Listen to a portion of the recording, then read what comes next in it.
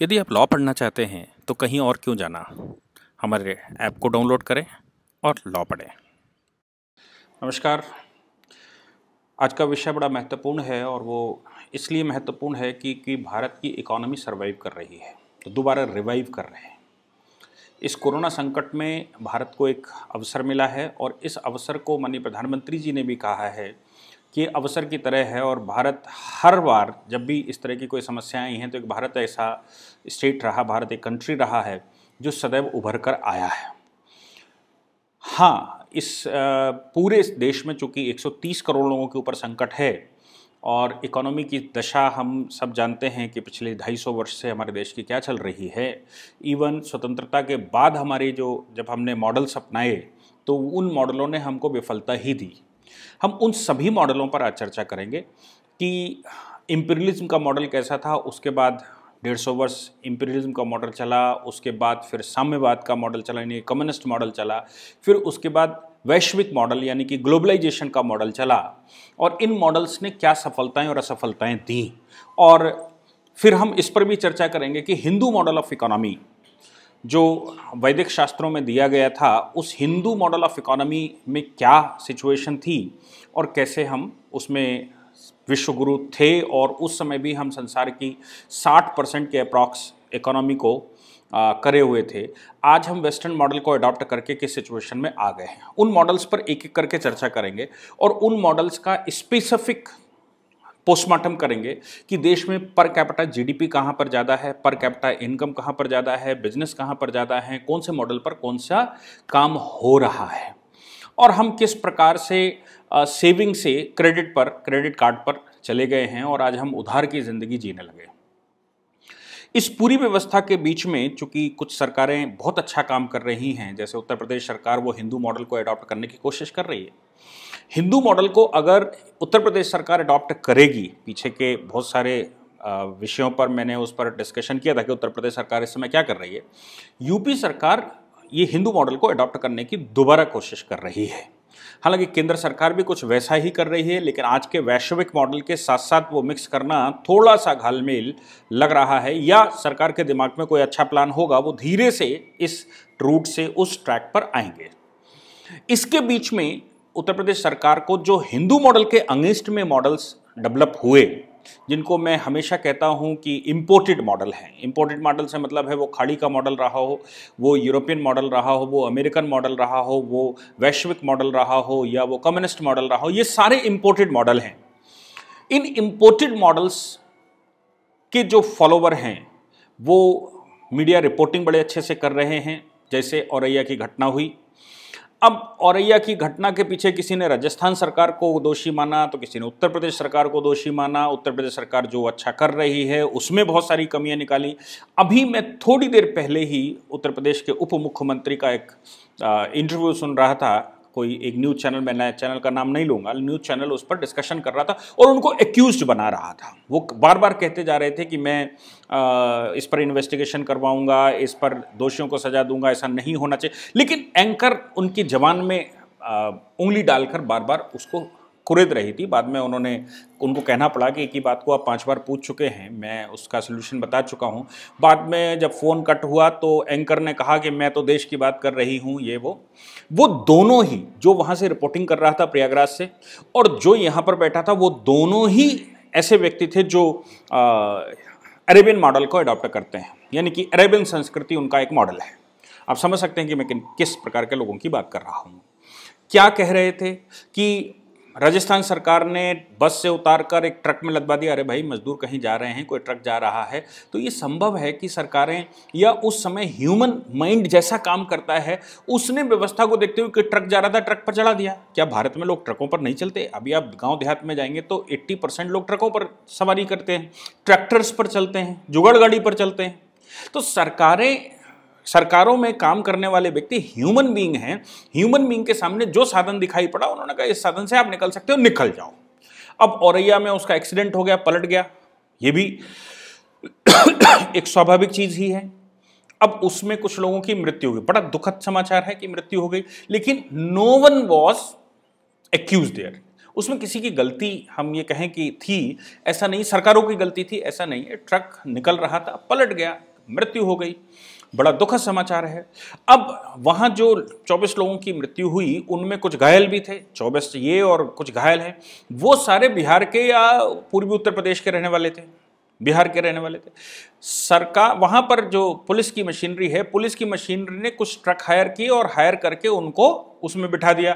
उनकी डेड बॉडियाँ रखी गई, जो लोग मृत्यु हुई जिनकी, उनके पोस्टमार्टम वगैरह हुए होंगे, उसके बाद उनकी डेड बॉडियाँ रखी। डेड बॉडियों के साथ वो लोग जो उनके साथी थे उनको साथ में उन ट्रकों पर बिठा दिया। अब आप देखिए, क्या एम्बुलेंस में मृतक के साथ उसके परिवारजन नहीं बैठते क्या? मृतक के साथ या डेड बॉडी के साथ घर के लोग उसको अंतिम संस्कार करने तक नहीं जाते क्या? बाहर से कोई बॉडी लेकर आते हैं तो जिस ट्रक पर बॉडी लाते हैं उस पर परिवार के लोग नहीं बैठते क्या? ऐसा ट्रक निकलते हुए प्रयागराज से गुजरा तो प्रयागराज में एक इस्लामिक मॉडल यानी कि अरेबिक मॉडल को अडॉप्ट करने वाला व्यक्ति वहां वो लेकर पहुंच गया। अब उसने जो न्यूज बनाई, उस न्यूज में उसने कहा कि देखिए इसमें डेड बॉडी रखी हुई है, उसमें परिवारीजन बैठे हुए हैं। अरे भाई, डेड बॉडी के साथ परिवार ही नहीं बैठेगा तो कौन बैठेगा? और उस बात को लेकर ये असंवेदनशीलता है, ये संवेदनशीलता नहीं है, ये सरकार की फॉल्ट है, सरकार ने गलत कर दिया, सरकार ने आत्महत्या कर लेनी, दुनिया की बातें। अरे भैया, हमारे देश में ऐसा ही होता है, भारत को पहचानो, भारत में ऐसा ही होता है। सरकारें उस समय, अब उन्होंने कहा कि साहब, फिर बाद में जब प्रशासन को कहा गया तो प्रशासन ने दूसरे वाहनों का इंतजाम किया, तब तक आधे घंटे गाड़ी खड़ी रही। अरे भैया, एकदम यहाँ आप जो ओला करते हैं ना या उबेर करते हैं, ओला और उबेर को आने में 15 मिनट लगते हैं, आप कह रहे हैं कि सरकार ने वहाँ प्रशासन ने आधा घंटा गाड़ी अरेंज करने पर लगा दी, आधा घंटा तो साहब खड़े रहे वहाँ पर। अरे ये ह्यूमन बॉडी है, इस समय संकट का समय है, सबके सामने समस्या है, लेकिन आधे घंटे में भी अगर उन्होंने कुछ गाड़ियां अरेंज करवा दी तो इसके लिए उनकी तारीफ होनी चाहिए। औरैया में घटना हुई, उस घटना से के बाद लोगों के तुरंत पोस्टमार्टम किए गए, उनकी बॉडियां अरेंज की गई, गाड़ियां अरेंज की गई और उनको बिहार भेजने की व्यवस्था की गई विद इन 1 डे। ये अप्रिशिएबल वर्क नहीं है क्या? इस अप्रिशिएशन के बजाय वो अरेबिक मॉडल को यहां पर थोप रहे थे। हालांकि अरेबिक मॉडल का तरीका क्या है?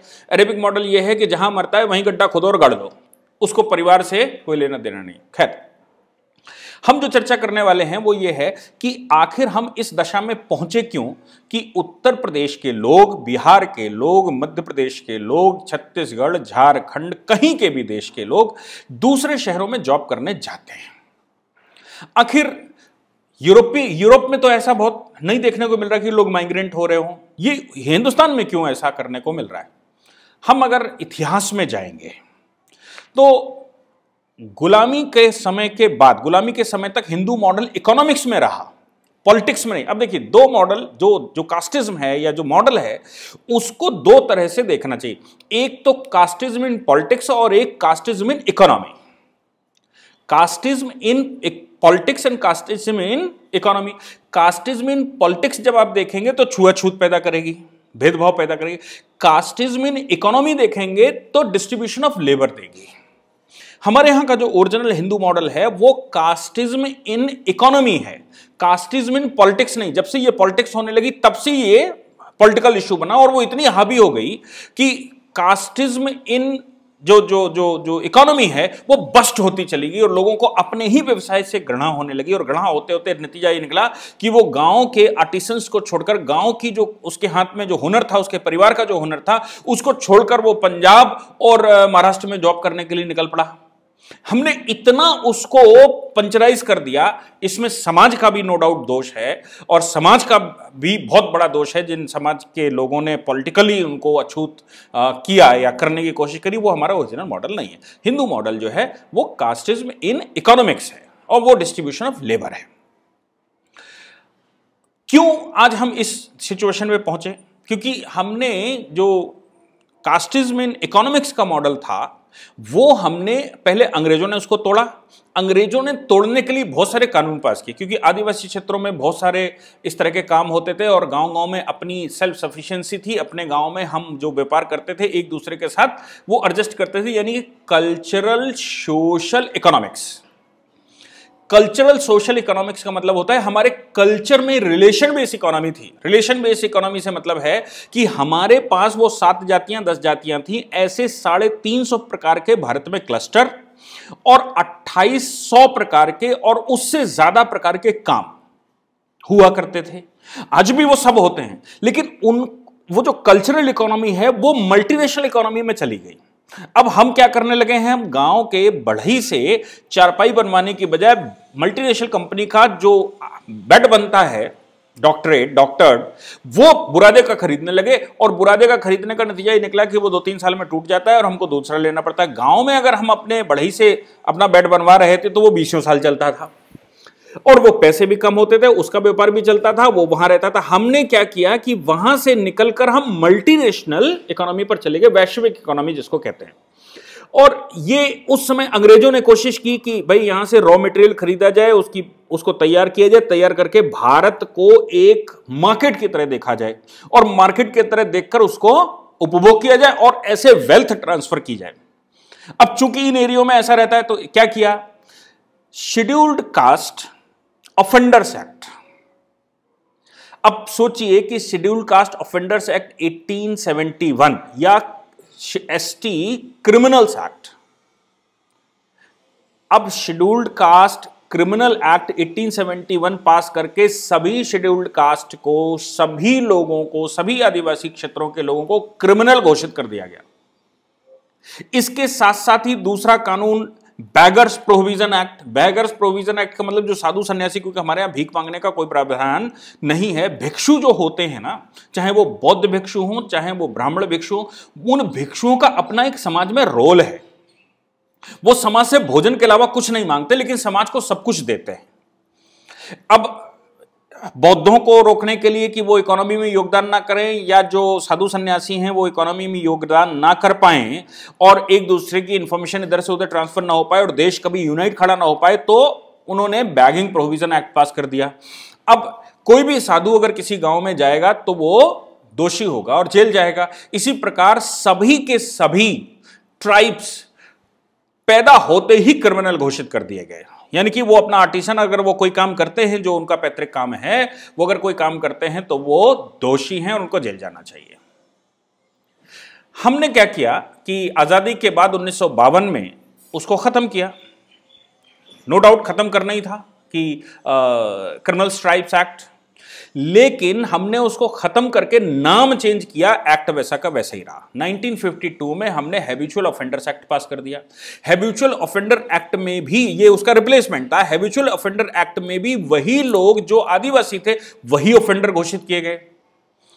2017 में जब 2014 में मोदी जी की सरकार बनी तो उन्होंने धीरे धीरे करके कहा कि इस तरह के जितने कानून हैं जो इररेलेवेंट टाइप हैं, इन कानूनों को भारत से खत्म करना है। उन कानूनों को भारत से खत्म करने के लिए उन्होंने एक कमीशन बिठाया। उस कमीशन ने रिकमेंडेशन करनी शुरू कर दी।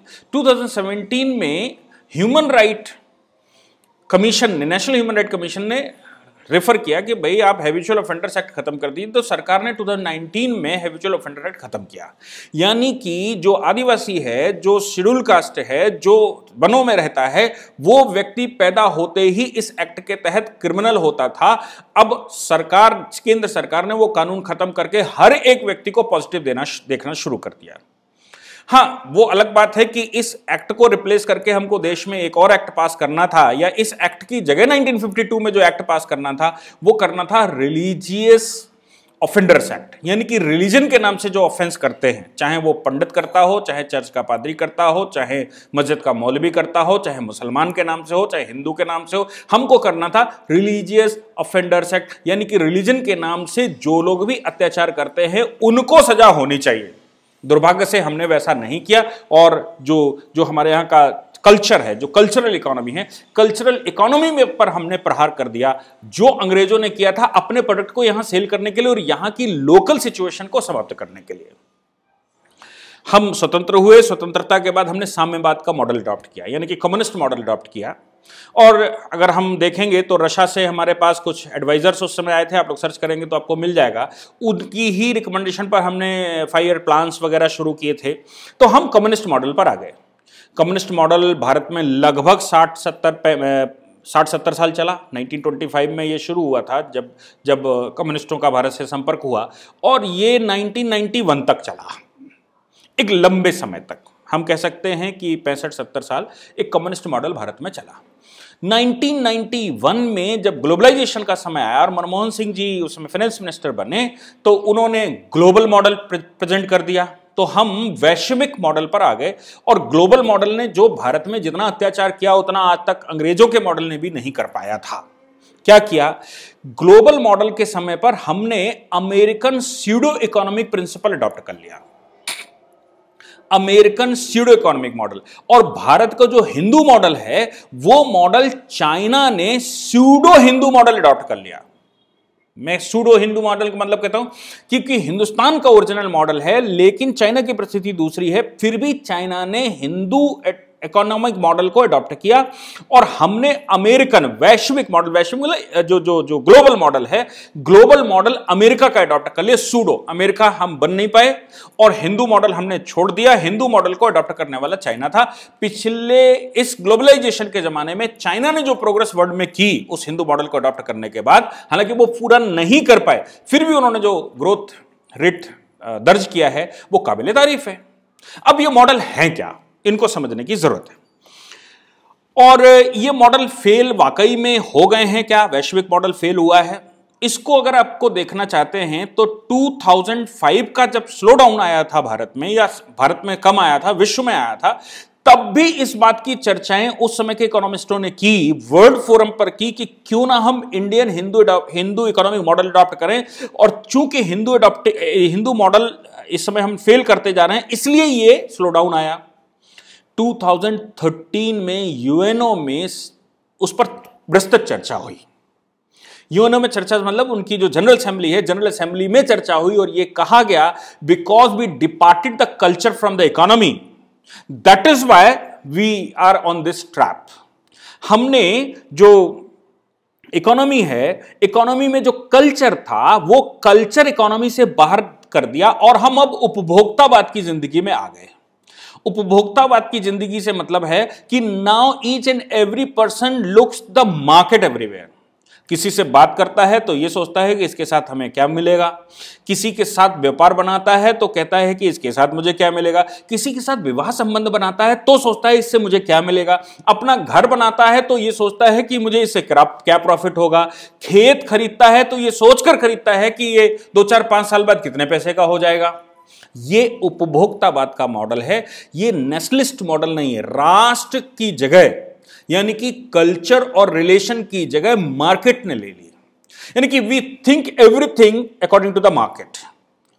अगर मेरे बेटे की शादी किसी की बेटी से हो सकती है और हमारा उसमें कुछ रिलेशन बन सकता है, रिलेशन इन द सेंस कि हमारा कुछ इकोनॉमिक मॉडल बन सकता है या हमें कुछ लाभ हो सकता है, तो हम शादी करने के लिए तैयार घूमते हैं दोनों पार्टियां कि भाई इससे मुझे यह लाभ होगा।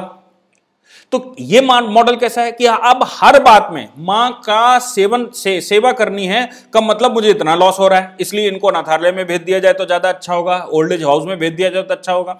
ये बच्चे का भरण पोषण मैं करता हूं जिसकी वजह से मेरे को नुकसान होता है, मेरे व्यापार में नुकसान होता है, इसलिए इसको हॉस्टल में भेज दिया जाए। मेरे पति और पत्नी दोनों मिलाकर ज्यादा कमाएंगे तो अच्छा मकान बना लेंगे, इसलिए बच्चों को किसी और के हाथ सौंप दिया जाए और हम दोनों ही काम करने निकल पड़े। ये मॉडल उपभोक्तावाद का मॉडल है, ये मार्केट का मॉडल है। यानी कि हर चीज में मार्केट, जो खरीदा वो मार्केट, जो बेचा वो मार्केट, जो बनाया वो मार्केट, जो तोड़ रहे हैं तो मार्केट। ये उपभोक्तावाद के मार्केट की तरफ हम बढ़ गए। कल्चरल रिलेशनल हिंदू मॉडल हमसे हटते जा रहे हैं। हालांकि हिंदुस्तान की जड़ें बहुत गहरी हैं, इसलिए वर्ल्ड वाइड या पूरे हिंदुस्तान में हम कह लें कि हिंदुस्तान के एटलीस्ट रूरल एरिया में, जिसको हम 50% 60% rural area, pure rural area कहते हैं, उस एरिया में आज भी हिंदू इकोनॉमिक मॉडल है। कारण क्या है? क्योंकि ये जो उपभोक्तावाद का मॉडल है ना, जिस मॉडल में क्या समझाया, ये जन्म कैसे हुआ, इसको हम रिलीजियस मॉडल भी कहते हैं। जन्म ऐसे हुआ कि ईसाइयों ने या ईसा मसीह ने या मैं कहूं कि बाइबल ने यह कहा कि परमेश्वर ने इस संसार में जो कुछ बनाया वो तुम्हारे उपभोग के लिए बनाया। अब आपके उपभोग के लिए सब कुछ बनाया का मतलब क्या है? उपभोक्तावाद का मॉडल वहां से निकलेगा। रिलेशन डिपार्ट होंगे। कुछ राइटर्स का जो एक्सप्लेनेशन करते हैं बाइबल का, उनका कहना है कि ईसा मसीह खुद इस व्यू के थे कि वो कहते थे मैं पिता को बच्चों से और भाई को बहन से अलग करना चाहता हूं, इंडिविजुअली ग्रोथ करना चाहिए। आज वो इंडिविजुअलिज्म माइक्रो फैमिली, ये सब भारत में भी आ गया है। ये हमारा मॉडल नहीं है, वो 2000 साल से इसको अडॉप्ट किए हुए हैं उन्होंने, जैसे भी वो करते हैं। हमारा मॉडल कैसा है? हमारा मॉडल कल्चरल इकोनॉमिक रिलेशन का मॉडल है, यानी कि हमारे सब जितने प्रकार के गांव में लोग रहते हैं, परिवार में जितने प्रकार के लोग रहते हैं, एक परिवार के पास एक प्रोडक्ट है, उस प्रोडक्ट पर वो काम करता है, बाकी गांव के लोगों को वो सप्लाई करता है, और गांव के दूसरे लोगों के पास जो प्रोडक्ट है, दूसरे परिवार के पास जो प्रोडक्ट है, वो प्रोडक्ट हम लेते हैं। यानी कि हमारा रिलेशन इंटर रिलेशन है।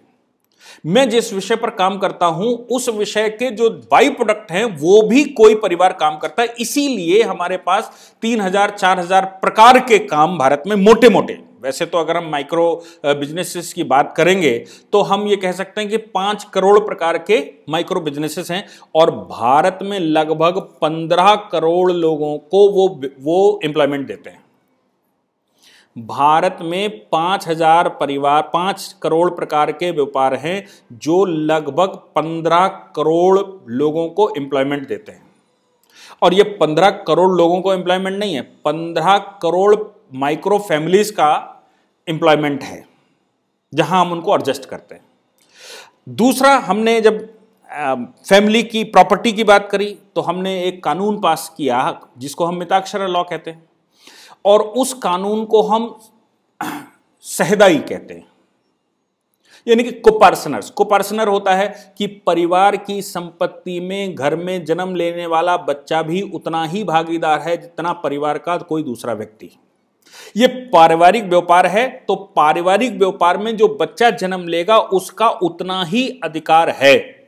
आप हिंदू लॉ अगर कोई भी जानता हो तो हिंदू सक्सेशन एक्ट का सेक्शन 6 में जब हम जाएंगे तो वो कहता है कि सहदाई संपत्ति डिस्ट्रीब्यूशन होगा। जो पारिवारिक संपत्ति है उसमें बैठा हुआ व्यक्ति जो उस समय मैनेजर है उसको भी एब्सोल्यूट राइट नहीं है कि वो उसको डिस्पोज कर सके जब तक परिवार की आवश्यकता ना हो। इसलिए परिवार का प्रत्येक व्यक्ति उस पारिवारिक संपत्ति में अधिकारी है। क्यों ऐसा किया था? क्योंकि पारिवारिक बिजनेस है, रिलेशन का बिजनेस है, किसी एक व्यक्ति के पास इंडिविजुअल कैपिटलिस्ट नहीं है। इस मॉडल में अगर हम कम्युनिस्ट राइटरों को देखें, हालांकि वो भटक गए, लेकिन अगर हम कार्ल मार्क्स को देखें तो वो कहता है, कार्ल मार्क्स कहता है 7 लोगों से ज्यादा अगर किसी व्यापार में लगते हैं या आप हायर करते हैं तो वो कैपिटलिस्ट कहलाएगा। अगर आपको माइक्रो इकोनॉमी डेवलप करनी है तो 7 लोगों तक के ऐसे मॉडल डेवलप करिए जिसमें 7 लोगों के से कम की आवश्यकता हो और वो एक अपने आप में हब हो, उन 7 लोगों की आवश्यकता वहां से पूर्ण हो। और ऐसे करके नाई है, बढ़ई है, लोहार है, सोने का कार्य करने वाला है, जूते का कार्य करने वाला है, कपड़े का कार्य करने वाला है, माली का कार्य करने वाला है, बहुत सारे, बैलगाड़ी का काम करने वाला है, जानवरों का काम करने वाला है, जानवरों की दवा देने वाला है, खेतों में काम करने वाला है। ऐसे बहुत सारे प्रकार के हमारे यहां माइक्रो इकोनॉमी डेवलप हो गई। अमेरिकन रिसर्च ये कहती है कि उनके यहां का जो डेवलपमेंट है 1960 की बात करें और 2014 की बात करें, कितना बड़ा परिवर्तन है उनके मॉडल से। हम अपने हिंदुस्तान की बात नहीं करें, उनके मॉडल से बात करें। 1960 में यूएस में गवर्नमेंट सेविंग 20% थी, यानी कि कॉर्पोरेट सेविंग या गवर्नमेंट सेविंग 20% थी और फैमिली सेविंग 80% थी 1960 में। जब उन्होंने इस मॉडल को प्रचारित किया, चूंकि हम सब जानते हैं सेकेंड वर्ल्ड वॉर के बाद अमेरिका निकल कर आया, बाहर उभर कर आया, तो अमेरिकन मॉडल चला।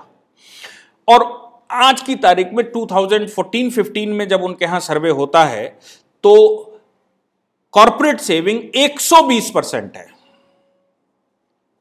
अब अगर कॉर्पोरेट सेविंग 120% होगी तो फिर फैमिली सेविंग कहां चली जाएगी? फैमिली सेविंग चली जाएगी -20 में। और -20 में अगर चली जाएगी तो उसको क्या करना पड़ेगा अपनी इकोनॉमी चलाने के लिए? उसको मल्टीनेशनल से एक क्रेडिट कार्ड खरीदना पड़ेगा। उस क्रेडिट कार्ड पर पहले पैसे निकाल लेगा, खर्च कर लेगा, खर्च करने के बाद अब जो पैदा करेगा वो पैदा करके फिर उस क्रेडिट कार्ड वाली कंपनी को पे कर देगा। ये -20% इकोनॉमी, जो 80% सेविंग थी फैमिली की, जिसकी वजह से समृद्ध देश था, वो -20% पर चली गई और कॉर्पोरेट सेविंग 120% पर आ गई। वो स्यूडो मॉडल भारत ने अडॉप्ट कर लिया। तो नतीजा क्या निकलेगा?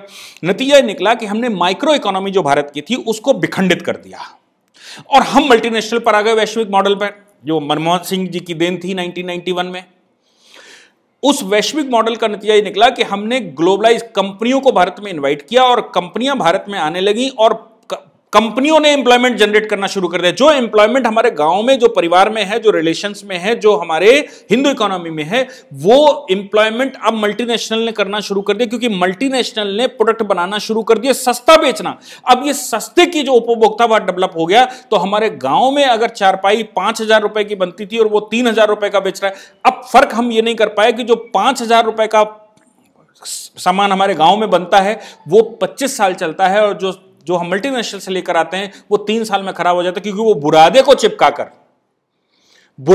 चिपकाकर उसको कहेंगे ये डॉक्टर्ड है, उसको कहेंगे ये पता नहीं नए नए नाम देते हैं और ऊपर से पॉलिश की और भेज दिया। तो क्या निकला? नतीजा ये निकला कि हम उसमें एम्प्लॉयमेंट ढूंढने लगे, क्योंकि वो उपभोक्तावाद पर डेवलप हो गया और धीरे धीरे गांव विलेज का जो व्यापार था, वो विलेज का व्यापार धीरे धीरे रिड्यूस होते हुए जीरो पर आ गया और लोग माइग्रेट करने लगे मल्टी शहरों में। और जो कॉर्पोरेट शहर होते थे, या हम ये कहें कि ये जो डेवलप्ड शहर जिनको आज आप कहते हैं, वहां लोग माइग्रेट करने लगे, वहां एम्प्लॉयमेंट करने लगे और अपना ओरिजिनल व्यापार छोड़ आए। नतीजा क्या निकला? नतीजा निकला कि मल्टीनेशनल सेविंग बढ़ती चली गई, कॉर्पोरेट सेविंग बढ़ती चली गई और जो इंडिविजुअल रिलेटिव सेविंग थी वो कम होती चली गई। इंडिविजुअल रिलेटिव जो सेविंग हमारी होती थी उससे हम सोना बनाते थे और सोना ही हमारा अपना होता था। गवर्नमेंट जो मल्टीनेशनल कंपनियां हैं उनका क्यों सपोर्ट करती हैं? क्योंकि वो कंपनियां टैक्स देती हैं सरकार को, क्योंकि कॉर्पोरेट सेक्टर से टैक्स मिल जाता है आसानी से, उनको टारगेट किया जा सकता है, उनसे टैक्स मिल जाता है। लेकिन ये जो माइक्रो इकोनॉमी है, इससे टैक्स कलेक्शन नहीं होता, तो आमदनी सरकार की कहां से होगी? सरकार की आमदनी मल्टीनेशनल के आने से होगी, सरकार की आमदनी कॉर्पोरेट सेक्टर के बढ़ने से होगी, सरकार की आमदनी माइक्रो इकोनॉमी से नहीं होगी।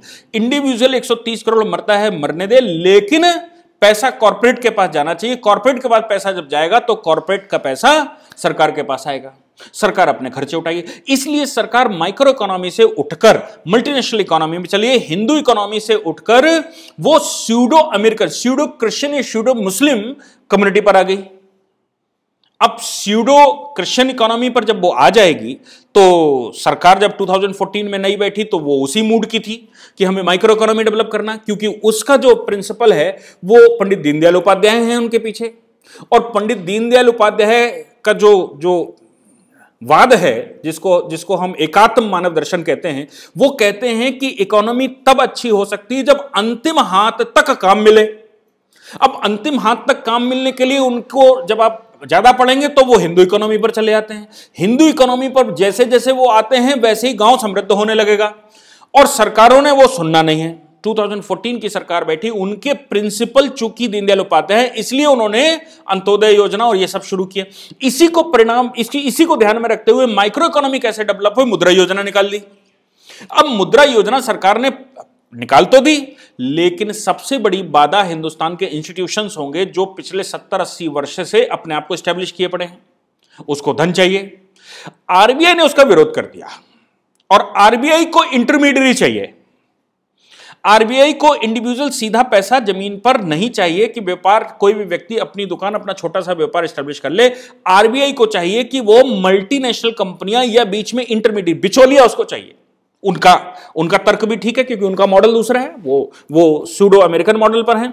उनका कहना यह है कि अगर हम इंडिविजुअली किसी को कर्ज देते हैं मुद्रा योजना में तो वसूल करना मुश्किल हो जाएगा, लेकिन एक ऐसे व्यक्ति को जिसकी सॉल्वेंसी है, सॉल्वेंसी मतलब जिसकी कुछ हैसियत है, जिसके पास कुछ प्रॉपर्टी है, उसको अगर हम लोन देते हैं तो हमें रिकवरी आसानी से हो जाएगी। तो आप समझ लीजिए कि इंटरमीडियरी आरबीआई की रिक्वायरमेंट है और भारत सरकार चल पड़ी है माइक्रो इकोनॉमी की तरफ कि हम हर एक व्यक्ति को ट्रांसफॉर्म करेंगे और उसके ओरिजिनल व्यापार की तरफ, जिसको आप कास्ट इकोनॉमी कहते थे, कास्ट पॉलिटिक्स नहीं, काल इकोनॉमिक्स कहते थे, वो कास्ट इकोनॉमिक पर हम उसको दोबारा शिफ्ट कर देंगे। उत्तर प्रदेश सरकार, ये कोरोना के समय पर उत्तर प्रदेश सरकार ने वही करना शुरू किया और उन्होंने कहा कि जो हमारे यहाँ के लोग हैं, जो हमारे यहाँ के व्यापार हैं, 1 डिस्ट्रिक्ट 1 प्रोडक्ट, ऐसा करके हम एक फॉर्मूला बना रहे हैं और इन सबको हम वहां एडजस्ट करेंगे। जो हमारे यहां के ओरिजिनल व्यापार हैं, जो हमारी नसों में है, कॉलेज में पढ़े बगैर, हमारी डिग्री के बगैर, वो हम इनको सिखाकर इनकी स्किल्स को बेस बनाकर एक्सपोर्टर बन जाएंगे। आपको जानकर बड़ा हैरान होगा कि त्रिपुर एक जगह है तमिलनाडु में, त्रिपुर में 68% एक्सपोर्टर है, और एजुकेशन कितनी है वहां पर? केवल 7% लोग ग्रेजुएट हैं। 7% persons are graduate, but 68% are exporter, और 90% लोग उसमें 10वीं क्वालिफाई नहीं है या 10वीं तक पढ़े हुए हैं, लेकिन उनके पास 100% एम्प्लॉयमेंट है लगभग। क्या है? स्किल बेस्ड हिंदू इकोनॉमी पर शिफ्ट कर गए वो। ऐसे आप सूरत चले जाइए, सूरत में आज से 30-35 वर्ष पीछे जाएंगे तो सूरत एक गटर की तरह पड़ा हुआ बड़ा भयावह स्थिति में है। सूरत ने डायमंड कटिंग का एक प्रोजेक्ट लिया और सूरत के लोगों ने स्किल डेवलप करना शुरू किया कि डायमंड कैसे बनता है। नरेंद्र मोदी जी की वहां पर सरकार बनी जब गुजरात में, आज से 20 वर्ष पहले, तो उन्होंने उस पर कॉन्सेंट्रेट कर गए वो, और कॉन्सेंट्रेट करते हुए वो स्किल डेवलपमेंट को लेकर वहां काम करने लगे। आज नतीजा यह है कि हम देख पा रहे हैं कि सूरत देश के सबसे समृद्ध स्टेटों में से, पढ़े लिखे लोग नहीं है वहां। हमारी जो एजुकेशनल मॉडल है, जो मॉडल हमने सूडो अमेरिकन बॉडी पर लिया, और दुर्भाग्यवश हमारे जितने फाइनेंस मिनिस्टर भी हुए, कोई ऑक्सफोर्ड कोई कैम्ब्रिज का हुआ करता था। मनमोहन सिंह जी के लिए भी हम लोग ऐसे ही कहते थे, पी चिदम्बरम के लिए हम ऐसे ही कहते हैं, लेकिन वो मॉडल पूरे वर्ल्ड में फेल हो गया और विश्व कह रहा है कि ये मॉडल फेल हो चुका है और इस मॉडल से किसी का भला नहीं होने वाला। कुछ मल्टीनेशनल कंपनीज के हाथ में, यानी कि 2-3-4% लोगों के हाथ में पूरे संसार की वेल्थ होगी, और 95% लोग हैंड टू माउथ होंगे जो क्रेडिट कार्ड पर चलेंगे। ऐसी इकोनॉमी भारत में चल नहीं सकती। ऐसे ही आप, एक स्थान है मोरबी, आप चले जाइए गुजरात में, पर कैपिटा इनकम हिंदुस्तान में सबसे ज्यादा मोरबी में है, और वो पूरा इंडस्ट्रियल एरिया स्किल डेवलप्ड है। ऐसे राजकोट पर चले जाइए, राजकोट का जो मॉडल है वो रिवर्स डीजल इंजीनियरिंग, 1954 में उन्होंने एक डीजल इंजन लिया, फिर रिवर्स डीजल इंजीनियरिंग पर गए, आज वो ऑटोमोबाइल का हब है, क्योंकि स्किल्स पर चला, ना कि बहुत एजुकेशन पर। और जो थोड़े से एजुकेटेड लोग उनको चाहिए थे 4-5%, वो हायर कर लेते हैं, लेकिन इकोनॉमी पूरी उनके हाथ में है। ऐसे ही आप मिल्क प्रोडक्ट पर चले जाइए, गुजरात का अमूल पर चले जाइए, अनस्किल्ड स्किल्ड लोग हैं, एजुकेटेड कम है। एजुकेटेड से मतलब जो आज की जो अमेरिकन मॉडल की इकोनॉमी हम MBA करवा कर ला रहे हैं। ऐसे ही आप अगर चाहें तो अंबाला वगैरह चले जाइए, वहां स्किल्स के आधार पर कैपिटा इनकम है। क्या हम ऐसे स्किल्ड लेबर जो हमारे पास ऑलरेडी बाय जन्म है, जन्म से वो गोल्ड स्मिथ का बेटा है तो वो गोल्ड का काम करना जानता है, वो कहीं से कोई डिग्री लेकर नहीं आया। जो हीरे का कटिंग करने वाला डायमंड कटर है वो कहीं से डिग्री लेकर नहीं आया। क्या हम हिंदुस्तान में जो स्किल्स हैं उन स्किल्स को डेवलप कर सकते हैं, जो अब सूडो हिंदू मॉडल चाइना ने अडॉप्ट कर रखा है। अब चाइना ने भारत में रिसर्चें की, तमाम तरह के सॉफ्टवेयर डाले, आपकी रिक्वायरमेंट्स, आप वो जानते हैं कि दीपावली पर ये गणेश जी की पूजा करते हैं, उनका पास वो उन्होंने उठाया और अपने माइक्रो मॉडल को दे दिया। उन्होंने वो गणेश जी, आपको हिंदुस्तान में कि सूंड वाले गणेश जी चाहिए, कि नीची सूंड वाले चाहिए, कि ऊंची सूंड वाले चाहिए, कि तनी हुई सूंड वाले चाहिए, कि दायां पैर बाएं पे रखा चाहिए, बायां पैर दाएं पे रखा चाहिए, और हमें गंगा जी की तस्वीर चाहिए कि गंगा जी का वो चाहिए, कि गंगा के सर पर कलश चाहिए, कि कुबेर जी साथ में चाहिए। आपकी दीपावली के जितने छोटे प्रोडक्ट हैं, दिए से लेकर और गणेश जी की, लक्ष्मी गणेश की मूर्ति तक, वो हिंदू मॉडल का हिस्सा था जो हमारे पूर्वजों ने कभी डेवलप किया होगा इन आर्टिसंस को बढ़ाने के लिए।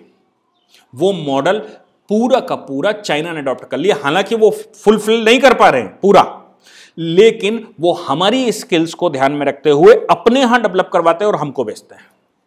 हमारे छोटे छोटे दियाली, रंग, होली पर इस्तेमाल होने वाले सामान, हमारे घर में इस्तेमाल होने वाली मोमबत्ती, अगरबत्ती और झालर, यानी कि जो लाइटिंग व्यवस्था है, ये सारे मॉडल किसके हैं? ये सारे मॉडल हिंदू मॉडल है जो चाइना ने अडॉप्ट कर लिया। और जब से चाइना ने ये मॉडल अडॉप्ट किया है पिछले 15 वर्ष से या 20 वर्ष से चाइना अप होता चला गया और हम डाउन होते चले गए, क्रेडिट कार्ड पर आ गए।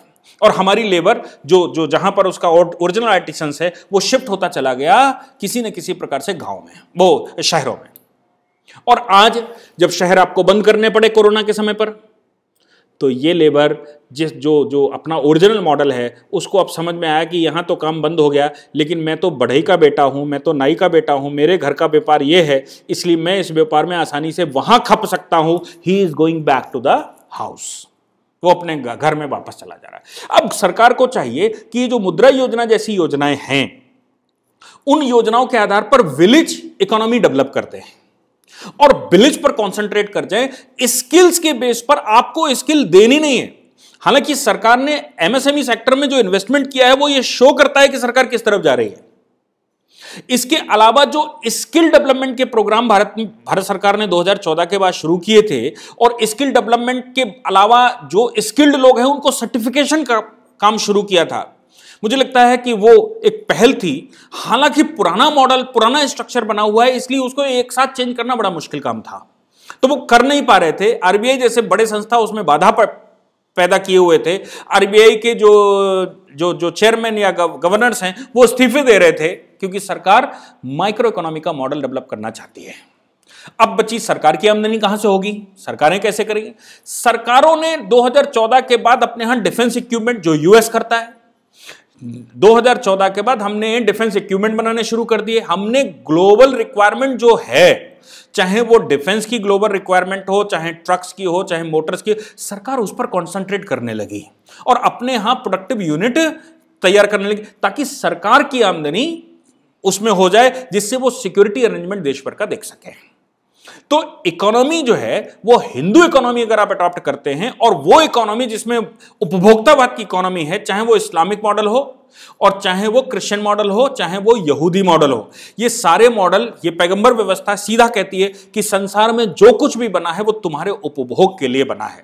और हिंदू मॉडल ये कहता है कि संसार में जो भी बना है वो आपके सिर्फ दोहन के लिए है, उपयोगितावाद है, यूटिलिटेरियन की थ्योरी होनी चाहिए। जितना उपयोग है उतना उसका उपयोग करने के बाद उसके संरक्षण की भी चिंता हमने ही करनी है।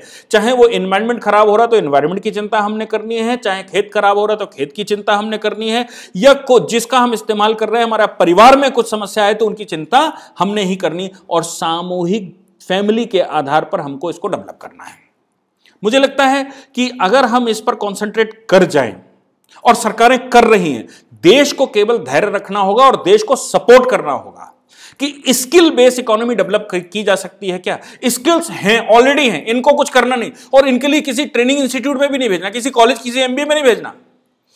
मार्केट भी इनके लिए अलग से हमको नहीं वो करना, क्योंकि मार्केट खपेगा तो हिंदुस्तान में ही ना। तो वो गांव, और गांव के बाहर दूसरा गांव, दूसरे गांव के बाद तीसरा गांव, उसके बाद तालुका, तालुका के बाद डिस्ट्रिक्ट, जितना सरप्लस होता चला जाए उसका फिर आगे से शिफ्टिंग करना शुरू कर सकते हैं। अगर आपको लगता है कि वो ट्रांसपोर्टेशन की प्रॉब्लम हो सकती है, सप्लाई चेन खराब हो जाएगी, तो क्यों ना हम मुंबई के डब्बे वालों का मॉडल अडॉप्ट कर लें। मुंबई के डब्बे वालों का एक मॉडल है, उस मॉडल में आपको मालूम है 20 किलोमीटर दूर से ताजे खाने का डब्बा उसके ऑफिस में पहुंचता है और कई हाथों से ट्रांसफर होकर आता है। क्यों ना भारत सरकार, क्यों ना स्टेट गवर्नमेंट्स डिब्बे वालों के मॉडल अडॉप्ट करें, जो प्रोडक्ट परमानेंटली बनता है और वो प्रोडक्ट किसी दूसरी जगह पर परमानेंटली जाता है, 5 किलो 10 किलो रोज लेता है, तो क्यों ना डिब्बे वालों को ट्रांसपोर्टेशन का, कुरियर का काम दे और वो वहां से रोज उठाए और रोज वहां पहुंचा दे दूसरी जगह पर। इस तरह आपका प्रोडक्ट जो है वो इंटरमीडिएट से बाहर आ जाएगा और इकोनॉमी सीधी होने लगेगी। और जैसे जैसे हिंदुस्तान में सेविंग होगी, जो फैमिली सेविंग है, फैमिली सेविंग होगी, तो वो देश का ही पैसा है, वो देश के ही काम आने वाला है, प्रोडक्टिविटी देश में ही मिलने वाली है, कभी आवश्यकता पड़ी तो देश में ही इस्तेमाल होने वाला है।